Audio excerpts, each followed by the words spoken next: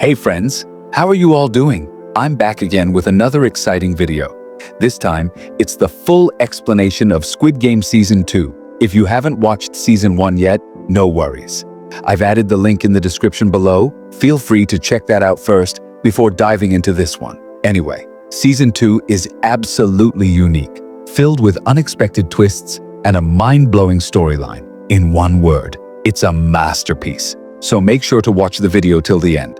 And if you're new to the channel, don't forget to hit that subscribe button and press the bell icon so you never miss an update. Now, without wasting any more time, let's jump right into today's video.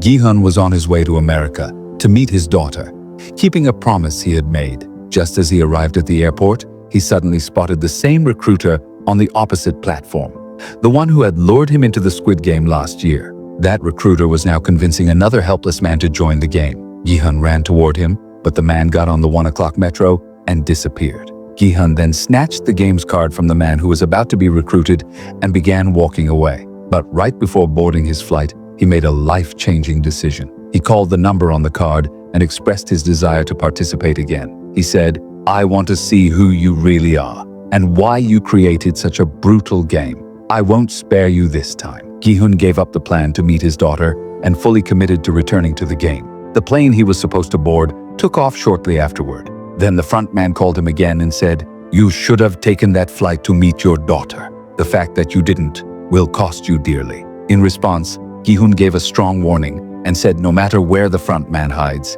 he will find him. 2 years passed, and yet Gi-hun couldn't reach the Squid Game. Meanwhile, Jun-ho had quit the crime department and taken a transfer to traffic police. 2 years ago, he had rescued a board captain who had been found shot and near death beside the island. After regaining consciousness, Jun-ho had reported everything about the terrifying events of the Squid Game to the police department and his chief, but no one believed him. Unfortunately, the photos and videos Jun-ho had sent never reached the chief either. Despite this, the police conducted a search of the island based on his claims, but found no trace of anything. As a result, the investigation was dropped. That's why Jun-ho joined the traffic department, because he had realized that selected players of the Squid Game were transported by cars. So, he believed if he monitored the roads, he might be able to track the operation. Even after all this, Jun-ho never revealed to the police that the front man was actually his own brother,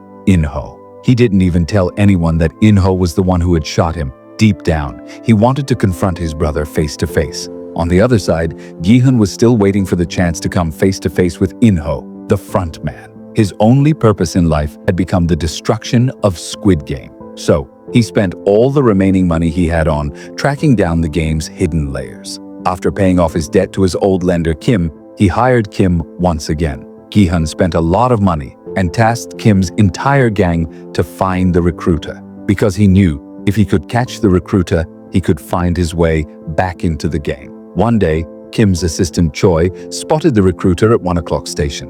As usual, the recruiter was playing a game of dakji with someone, trying to lure them into the Squid Game. Choi quickly informed Gi-hun. Kim told him to follow the recruiter and assured he would be there soon. Shortly after, the recruiter left the station. Kim and Choi continued to tail him. The recruiter first went to a construction site and bought a lot of buns. Then from another shop, he bought 100 lottery scratch cards. These were the kind that, if luck favored, could make anyone a millionaire instantly. After collecting the items, the recruiter went to a park. There, he approached poor and hungry people and offered them a choice. In one hand, he held the bread, in the other, a scratch card. They could pick only one. Most people greedily chose the scratch cards over the bread, but no one won anything. Then, the recruiter threw the bread to the ground in front of everyone. As the hungry crowd rushed forward for the discarded food, he shouted, "You were given a chance, but you didn't take it.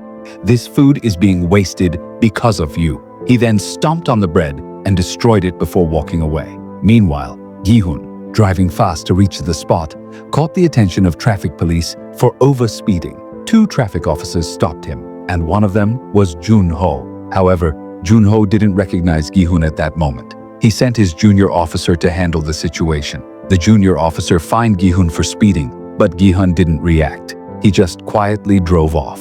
Jun-ho found this strange. After checking the driver's name and ID, he was shocked. He rushed back to the office and searched the database. He confirmed it. This was the same Gi-hun he had met years ago. Jun-ho realized Gi-hun must have been the winner of the Squid Game, which is why he was still alive. So, Jun-ho started searching for Gi-hun again. Meanwhile, Gi-hun followed Kim's last known lead into a narrow alley. There, he found a blood-soaked knife on the ground. He immediately understood that Kim and Choi had been caught by the recruiter. Gi-hun quickly alerted the rest of the gang and set off in search again. At that time, the recruiter was watching Gi-hun from the rooftop of a nearby building. After Gi-hun left, the recruiter went into a room where Kim and Choi were tied up. He began mentally torturing them by forcing them to play a game of rock, paper, scissors. At one point, Kim lost, and the recruiter shot him dead. Then, from Choi, the recruiter obtained the address of the motel where Gi-hun was staying and headed there. Gi-hun had just returned to the motel to collect a few things when he came face to face with the recruiter. The recruiter knew there were now only two options: kill himself or kill Gi-hun. To make it more thrilling, he proposed a game of Russian roulette. There would be only one bullet in the revolver. Both of them would take turns. Both of them took turns facing the ultimate risk. The one with good luck would survive. The unlucky one would die. Out of pride and ego, Gi-hun agreed to play. They played for several rounds, and in the end, it was the recruiter who lost. Meanwhile, Jun-ho had managed to trace Gi-hun's address and arrived outside his hotel. Hearing gunshots from inside, he quickly rushed in. In one of the rooms, he found Choi, tied up and restrained. The recruiter had locked her in there. Jun-ho freed Choi and began searching the other rooms. Meanwhile, Gi-hun found the Squid Game invitation card in the recruiter's pocket. Just then, Jun-ho entered the room and, seeing Gi-hun, tried to arrest him. But before he could, Choi hit Jun-ho from behind, saving Gi-hun. A while later, Jun-ho regained consciousness and saw Gi-hun tying him up. Gi-hun told him, "I recognize you. We've met before. You came to my house once, asking about the Squid Game." Jun-ho replied, "Not just once. We've met at least 2 times. During the games, I was one of the masked guards. I once asked you about In-ho. That was me." Gi-hun suspected Jun-ho might be part of the game, but Jun-ho clarified he had gone undercover as a guard to find his missing brother. Gi-hun said he wanted to shut down the game forever. For that, he needed to find the front man, who ran the game under someone named Il-nam. Since Jun-ho had been inside the game disguised as a guard, Gi-hun asked him about the front man. But Jun-ho, hiding his brother's identity, didn't reveal anything. Still, he offered to help Gi-hun bring down the game, not for money, but to avenge his brother. Choi also wanted revenge for her boss, Kim, so he joined the mission too. But taking down such a powerful organization couldn't be done with just a revolver. So Gi-hun led them to another room in the motel. It turned out he had bought the entire motel and built a soundproof room filled with weapons from around the world. He had made it soundproof to practice shooting without drawing attention. Gi-hun said they would need more people, trained soldiers, to fight this enemy. Later that evening, Gi-hun visited Sang-woo's mother and Kang Se-byuk's brother from a distance. They had both found some peace. Se-byuk's brother had been reunited with a family, and Sang-woo's mother had found someone to fill the void her son left. Then Gi-hun went to a broker from the agency, asking about the progress in locating Kang's mother. The broker assured him they were close to finding her. Gi-hun gave the broker Sang-woo's mother's address and said, "If you ever find Se-byuk's mother, please send her to this address." As Gi-hun left, a girl named No-yul arrived at the broker's office. She had fled from North Korea with her husband after killing her commanding officer, now accused of treason. The only problem, she couldn't bring her young daughter with her. She begged the broker to bring her daughter to South Korea somehow, but the broker coldly told her that given her crimes, her daughter was probably already executed as punishment. Other sources had told her the same, so she returned heartbroken and sat in her car at the parking lot, thinking about her daughter. Suddenly, someone approached and handed her a Squid Game invitation card. Curious, No stared at the card. She had been working as a performer in the park, entertaining kids in costume. The next day, she resigned from her job, choosing to enter the Squid Game. Meanwhile, Gi-hun continued his preparation. He secretly had a dentist extract one of his molars and replace it with a fake tooth containing a tracking chip. so Junho could track him wherever he went. They began recruiting retired soldiers from elite forces who started training with the new weapons in Gi-hun's motel. When Gi-hun called the number on the English card he had found in the recruiter's pocket, he was instructed to visit a specific club. Their plan was simple: infiltrate the club and kidnap the front man. That night, Gi-hun entered the club with Choi, while Junho and the team waited outside. Soon, Junho noticed two people dressed in Squid Game uniforms enter the club. He followed them inside. But before he could trace the guards knocked Choi unconscious with an electric shock. Another guard quietly escorted Gi-hun out through the back door.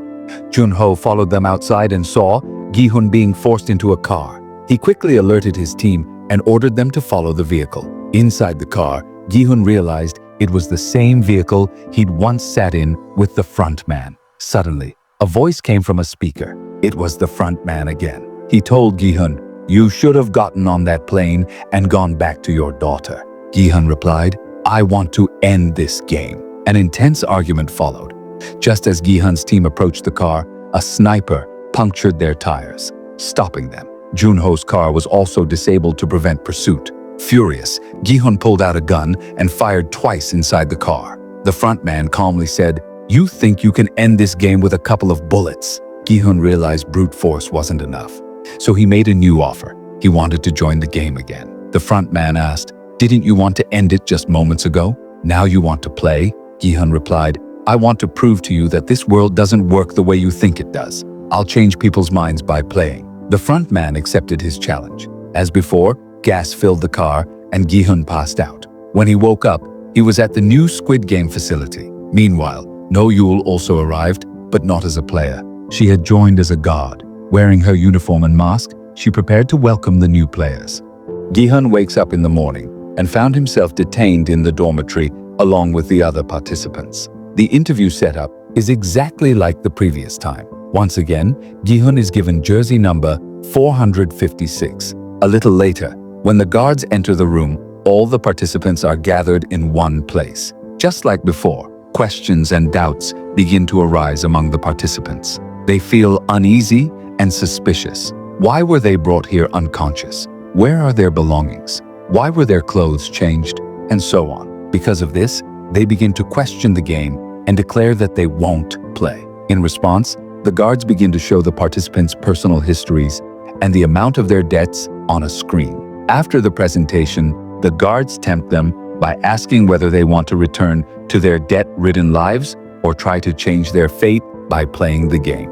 Hearing this, the participants feel encouraged to play. Then, they are shown the glass vault where the prize money will be stored. This time, the guards introduce a new rule. The game will consist of 6 rounds, and after each round, a vote will be held. If the majority of players vote not to continue, the game will be stopped. The money stored in the vault will then be divided among everyone, and they'll all be sent home. Gi-hun, who had been silently standing at the back, speaks up. He asks if they could stop the game and go home with the money after just the first round, by a majority vote. He is told that if the majority votes to stop the game, they will indeed be sent home with their earnings. Hearing this, Gi-hun is shocked and looks back toward the camera, knowing full well the front man is watching his expression through the CCTV. He also realizes this new rule was designed specifically to challenge him, so that the authorities can prove their belief that all humans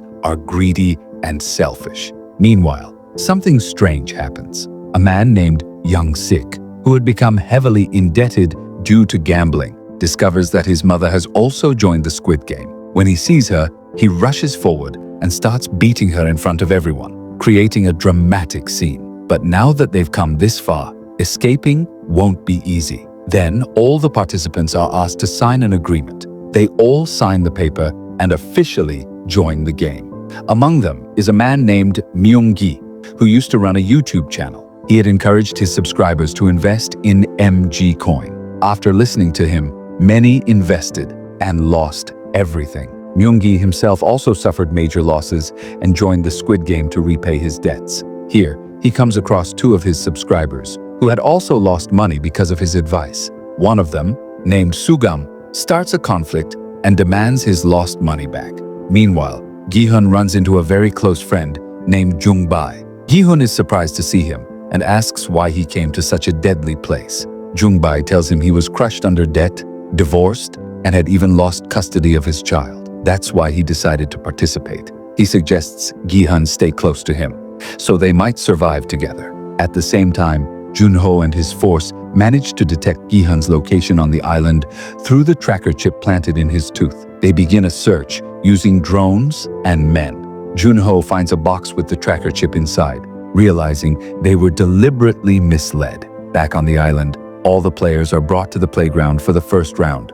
Once again, the red light, green light game is organized. Gi-hun is stunned when he checks his tooth and finds the chip missing. This means the guards had removed it before bringing him here. He realizes he is truly trapped and has no choice but to play the game. He warns all the other players that this game is far more dangerous than it looks.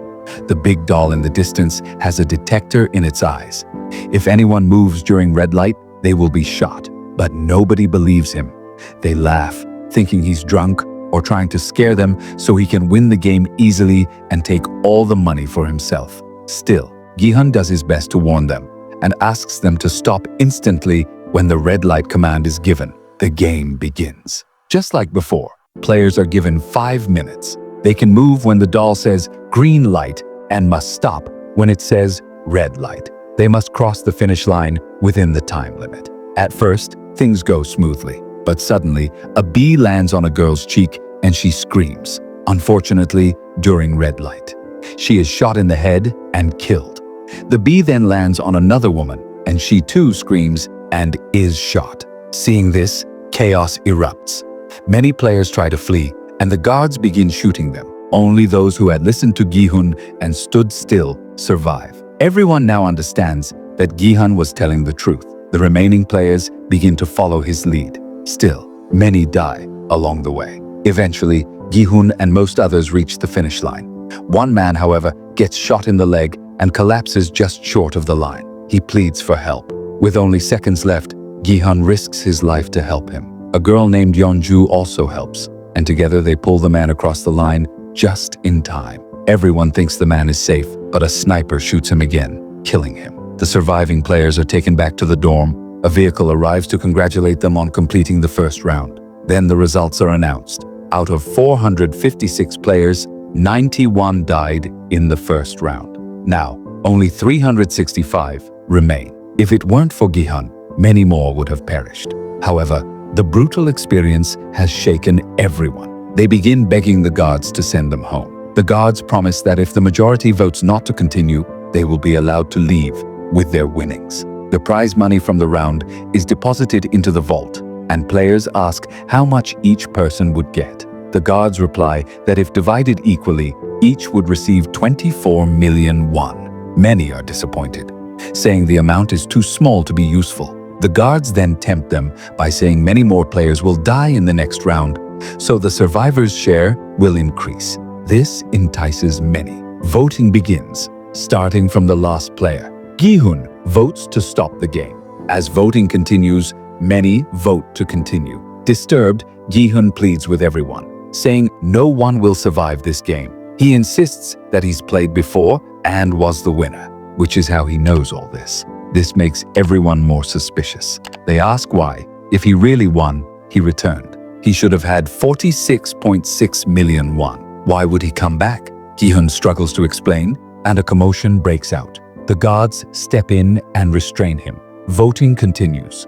The count ends in a tie between those for and against continuing the game. Only player 1 remains to vote. He casts his vote in favor of continuing. With a majority in favor, the decision is made to carry on. The shocking twist, player 1, wearing jersey number 1, is none other than the frontman In-ho himself. He has joined the game to personally take on Gi-hun. They were told that in the second round, they would be playing the Dalgona game. In this game, a shape is carved onto a sugar candy.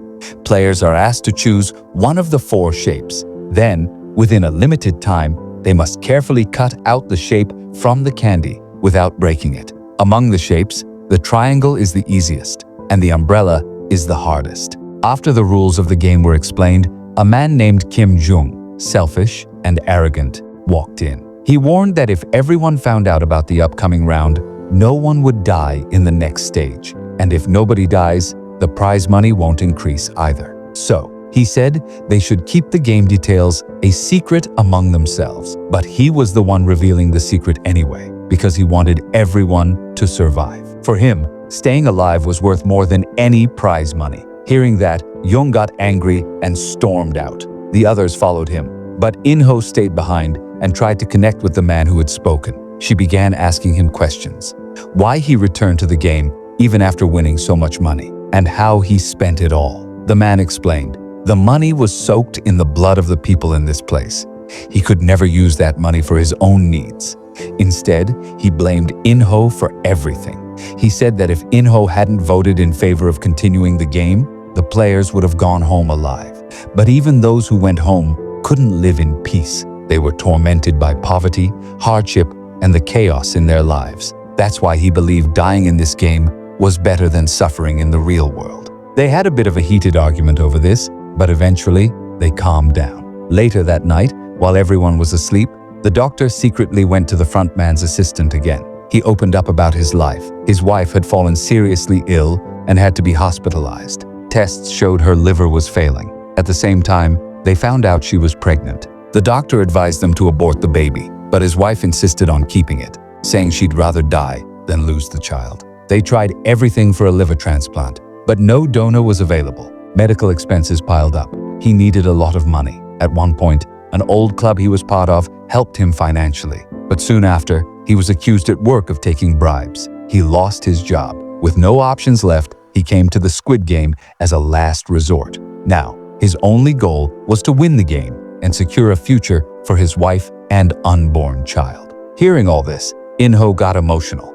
Meanwhile, the black market organ business inside the facility was still running. They were removing organs from dead players and selling them. But this time, they could only recover organs from one player, because most of the players had been shot in the head. And once shot in the head, organs get damaged quickly. That's why the doctor couldn't collect more organs this time. One of the guards informed the masked officer about what was happening. This masked officer, he was actually the current frontman, known as Singa. He was the one running the game now. When he heard that the headsets were being tampered with, he called for Noel. The frontman told Noel, 7 years ago, I found you in terrible shape at the hospital. I was shocked to learn how you single-handedly wiped out an entire team with just one rifle. You even crossed the North and South Korean border alone without any help. That's why I saved you and gave you a job here. So don't even think about disobeying my orders. Noel replied, I've been given the job of killing the people closest to me, and I'm doing it with full responsibility. The masked officer responded, these people are going to die anyway. If we can use their organs to help others, what's the harm? He ordered Noel to keep harvesting organs from the players. Meanwhile, Jun-ho was trying his best to track down the Squid Game location. He went again to the chief officer for help. The chief took him to a higher-up officer, but the senior officer refused to act based on what he called some wild story. On the other side, in the morning, Murky woke up and was shocked. Right in front of him stood his girlfriend. She had joined the game too. He couldn't believe it. Earlier, Juhi was pregnant. The recruiter had told her to abort the baby, but she didn't want to. They were already fighting about it when they last met. They never thought they'd run into each other like this, inside this deadly game. Murky was clearly worried about her, but Juhi told him, to raise my child, I don't need someone like you. I'll win this game and use the money to give my child a better life. Just then, the alarm went off. A voice on the mic announced that everyone should report to the playground for the second round. Everyone hurried to the playground, but once they got there, they were surprised. The Dalgona game was not on the schedule this time. Instead, 12 completely different games had been set up.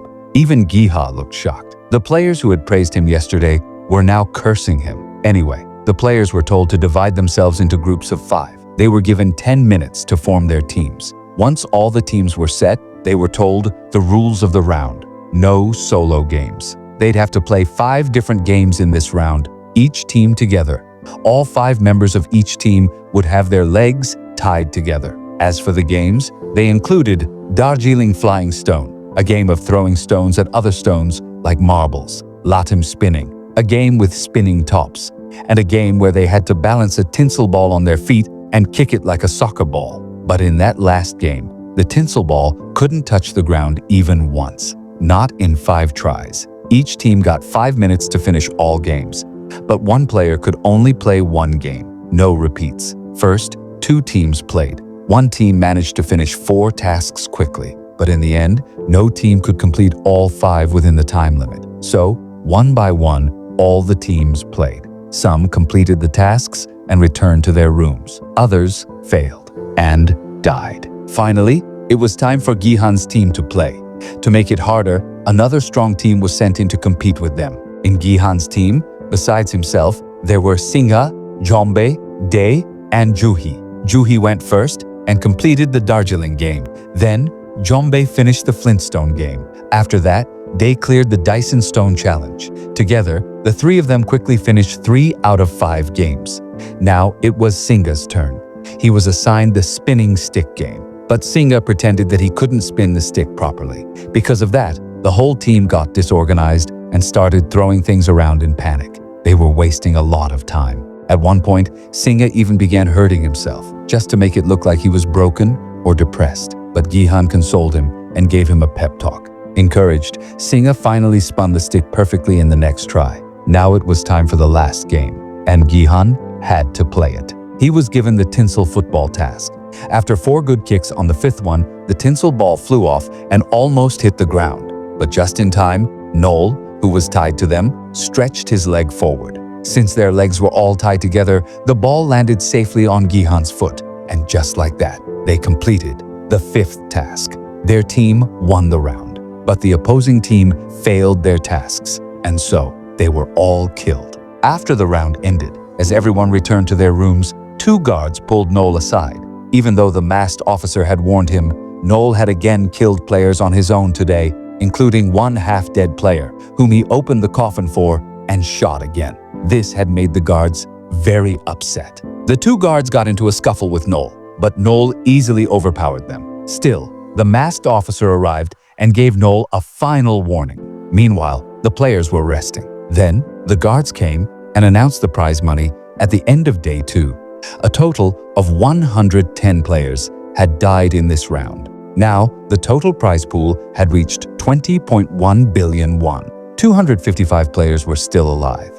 That meant each person would get around 79 million won if they survived till the end. When the players heard that amount, many got angry. They weren't happy with such a small share, but the guards reassured them that they'd earn more money in the next rounds. As per the rules, voting began after the round. Gihan told his entire team to vote for stopping the game. He promised that if they returned home, he would help each one of them financially. His team agreed and voted to end the game. Elsewhere, Young Ki's mom told her son that if they pooled their money together, they could clear all their debts and live peacefully doing farming. So she wanted to vote to stop the game. But Young Ki knew his mother didn't know the full extent of their debts. Even with this money, they couldn't pay it all off. So Young Ki voted to continue the game. When the voting was over, it turned out most players had voted to keep playing, so the game continued. That night, everyone was given food and allowed to sleep. But before bed, Gihan warned his team,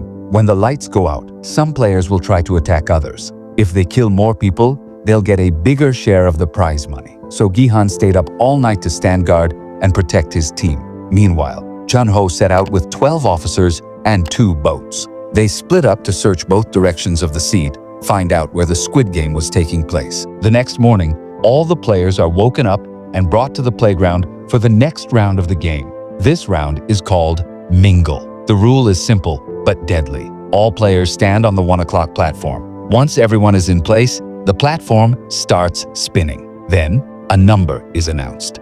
That number tells the players how many people must be in each group. They have just 30 seconds to form groups of that exact number and run into any of the nearby rooms. If anyone fails to do this, they are killed. If a group enters a room with too many or too few members, all of them are killed as well. The first number announced is 10. As soon as the timer starts, chaos breaks out. Everyone scrambles to form groups of 10. Some succeed and enter rooms in time. Those who don't make it are killed immediately. Once the bodies are cleared, the platform spins again. This time, the number is 4. Again, players rush to form groups and find rooms. Anyone left outside dies. In one room, only 3 players enter instead of 4. So all 3 are killed on the spot. The next round begins with the number 3. Players rush again, trying to survive. One of the players, known as 1 o'clock, acts selfishly. He leaves his own mother behind and runs into a room with 2 others.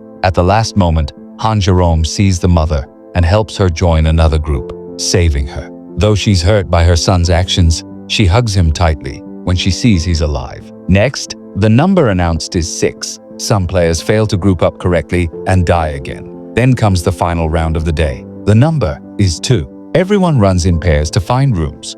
Jombe pairs up with someone and enters a room, but a 3rd player pushes in. Before the 30 seconds end, Chinho brutally kills the extra man by snapping his neck. Jombe is deeply disturbed after witnessing this violence. By the end of the day, 155 players are dead. Only 100 remain. A vote is held to decide whether the game should continue, but the result is a tie. 54-50 against.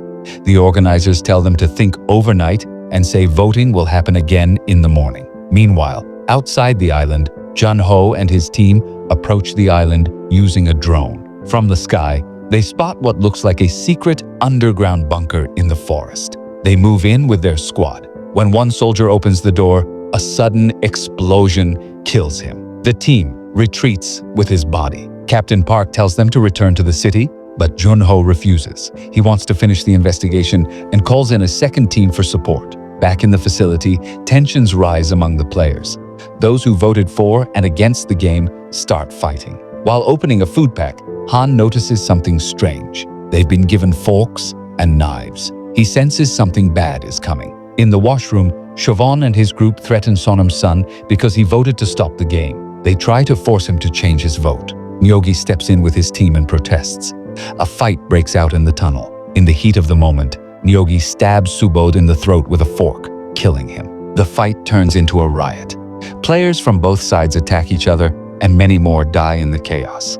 Players who were sitting quietly in their rooms noticed on the screen that the player count was dropping fast. They were confused and scared. What's happening out there? Soon after, Pereira, who had survived the fight, came back to his group and explained everything. This only made the hatred between the two groups even worse. On the other side, Captain Park was secretly doing something suspicious on the ship.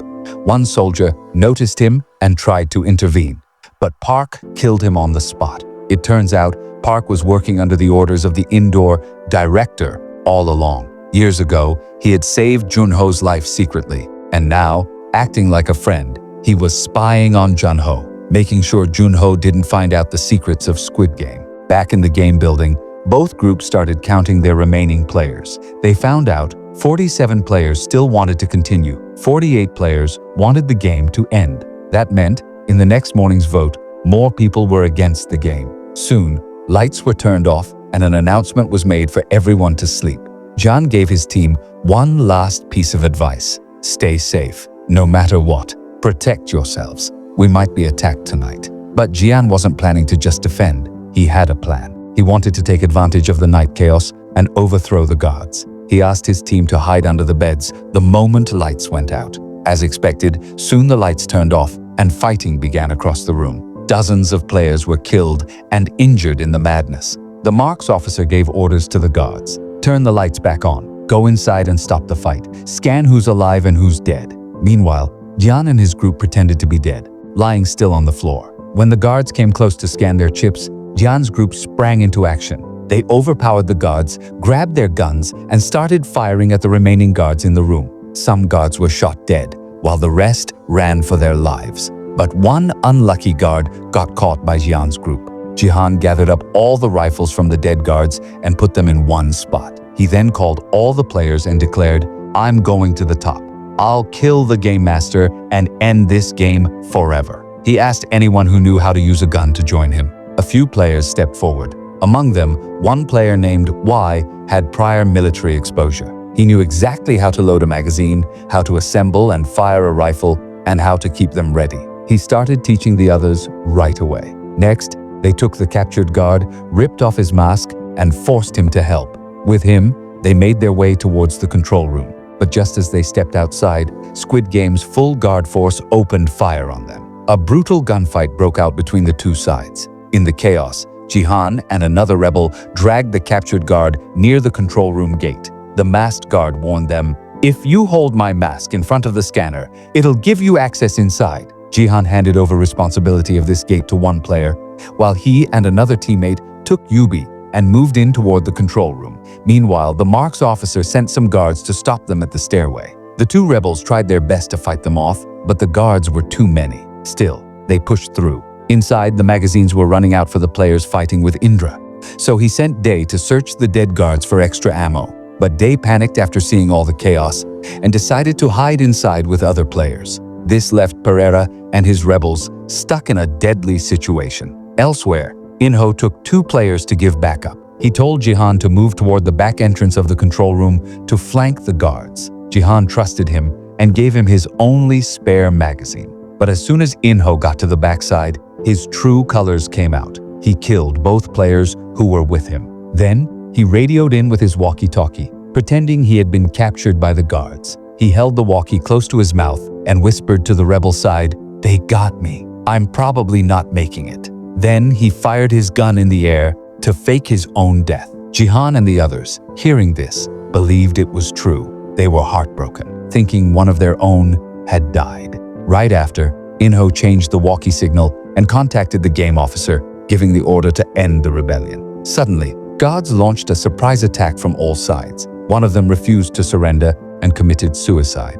The rest, realizing they had no choice, surrendered. But the guards still executed most of them, even after surrendering. In the end, only Bihan and Jangir were left standing. They had no options left, so they surrendered too. At that moment, the front man appeared, wearing his signature mask. He walked up to them and pointed at Bihan. "You like pretending to be the hero, huh?"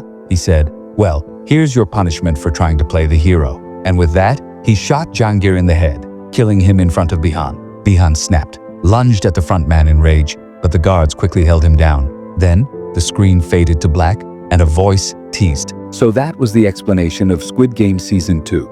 Let me know in the comments how you liked the video. And if the video truly entertained you, don't forget to give it a like and subscribe to the channel. See you in the next video.